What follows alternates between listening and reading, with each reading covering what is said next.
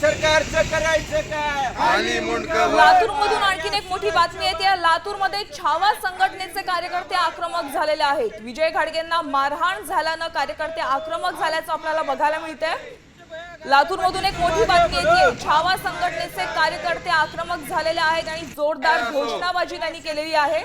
विजय घाडगेंना मारहाण झालेली होती, त्यावरून आता छावा कार्यकर्ते आक्रमक झालेले आहेत आणि राष्ट्रवादी विरोधात जोरदार घोषणाबाजी करण्यात येते। विजय भैया घाडगे पाटील तुम आगे बढ़ो, हम तुम्हारे साथ हैं। विजय भैया घाडगे पाटील तुम आगे बढ़ो। या ठिकाणी आंदोलनकर्त्यांनीच अंगावर पेट्रोल ओतून जाळून घेण्याचा देखील प्रयत्न केलेला आहे। तसंच सुगत चव्हाण मारहाण करणाऱ्या कार्यकर्त्यांना तत्काळ अटक करण्याची मागणी या कार्यकर्त्यांनी केली आहे। लातूर जिल्हाधिकारी कार्यालयासमोर जोरदार घोषणाबाजी सुरू आहे। पोलिसांनी या कार्यकर्त्यांना ताब्यात घेतल्याची देखील माहिती मिळते। या क्षणाची सगळ्यात मोठी आपण बातमी पाहतोय।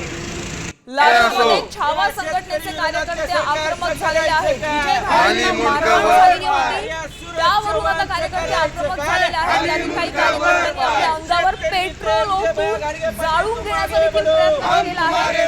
पोलिसांनी या कार्यकर्त्यांना सुद्धा ताब्यात घेतलेलं आहे। लातूरच्या जिल्हाधिकारी कार्यालयासमोर जोरदार घोषणाबाजी केली जाते। सरकारचं करायचं काय? सूरज चव्हाणचं करायचं काय?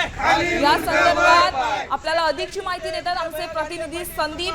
विजय घाडगेंना मारहाण प्रकरणी आता कार्यकर्ते आक्रमक झालेले आहेत। लातूरच्या जिल्हाधिकारी कार्यालयासमोर त्यांची जोरदार घोषणाबाजी सुरू आहे। काय अधिकचे अपडेट?